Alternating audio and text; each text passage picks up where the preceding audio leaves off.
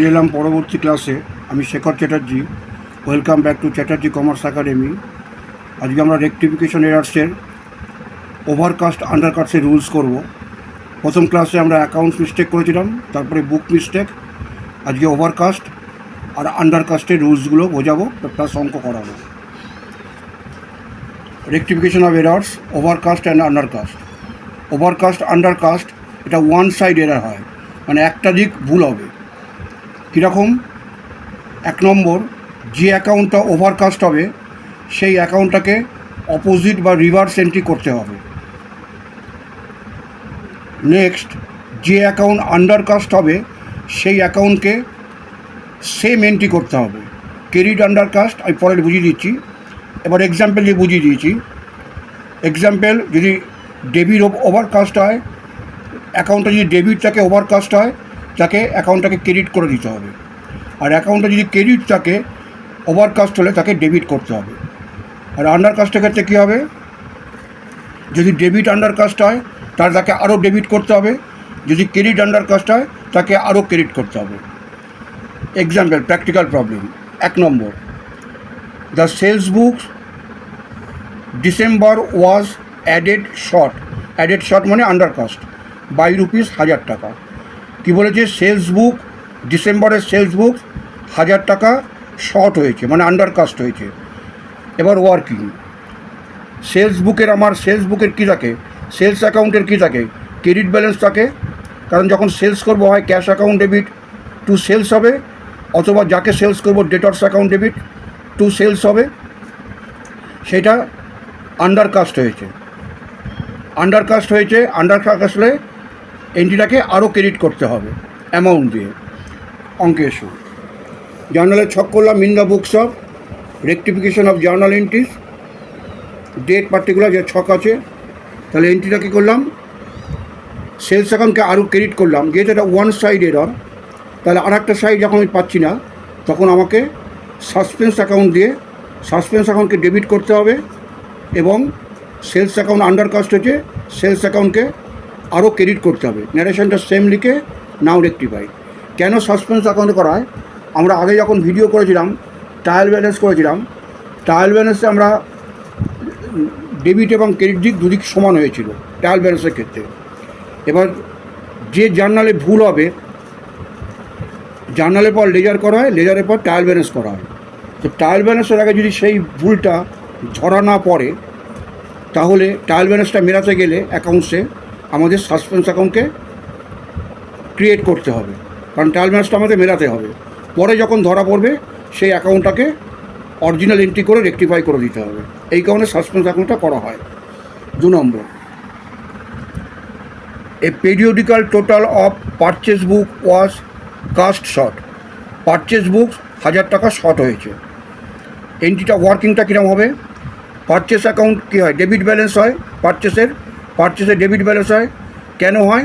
Purchase account করলে, কিনলে খরচা হয়। Purchase account debit two cash account অথবা ক্রেডিটর্স অ্যাকাউন্ট, সেটা আন্ডারকাস্ট হয়েছে।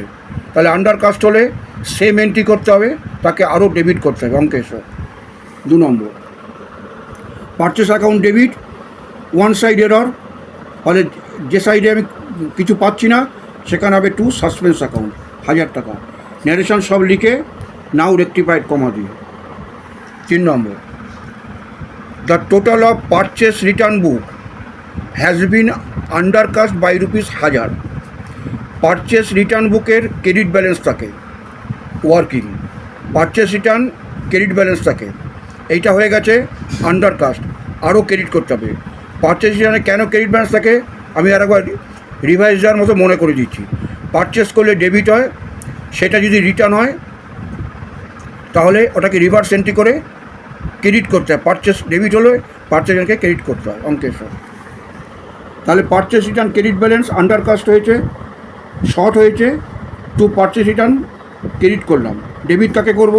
ওয়ান সাইড এরর, ওই জন্য সাসপেন্স অ্যাকাউন্টকে ডেবিট করলাম। Next entry, the sales return book is added short ₹1000।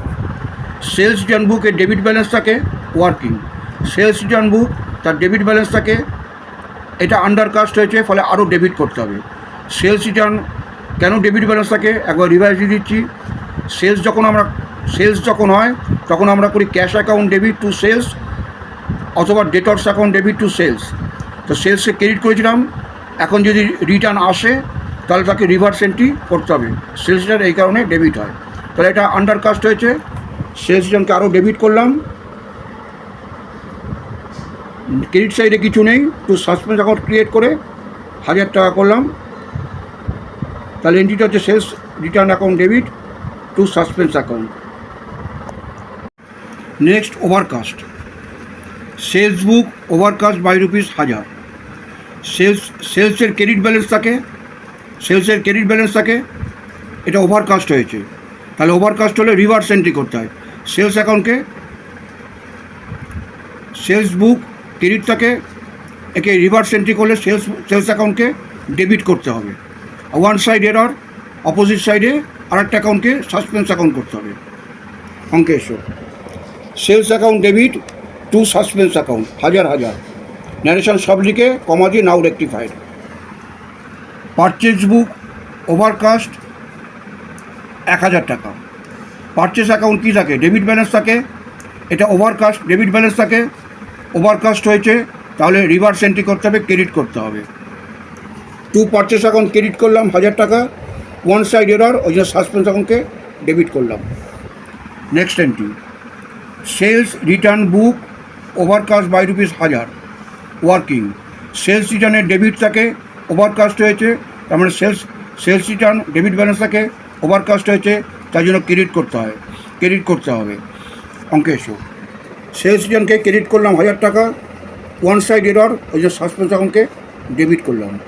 এরকম ক্লিয়ার করলে প্রত্যেকটাই বুঝতে পারবে, এরকম ক্লিয়ার করে বুঝিয়ে দিয়েছি। 4 নম্বর, purchase return book overcast by ₹1000। Purchase রিটার্নের ক্রেডিট ব্যালেন্স থাকে, ওয়ার্কিং পারচেস রিটার্নের ক্রেডিট ব্যালেন্স থাকে, এটা ওভারকাস্ট হয়েছে তাহলে তাকে ডেবিট করতে হবে। অঙ্ক এসো, পারচেস রিটার্নকে ডেবিট করলাম, one side error to suspense account 1000 টাকা। অঙ্কটা মানে প্রত্যেকটা এন্ট্রি খুব ইম্পর্টেন্ট অঙ্ক, পরীক্ষায় আসবেই। ভালো করে যেরকম করে বোঝালাম ওরকম করে প্র্যাকটিস করলে প্রত্যেকটা অঙ্ক সঠিক হবে।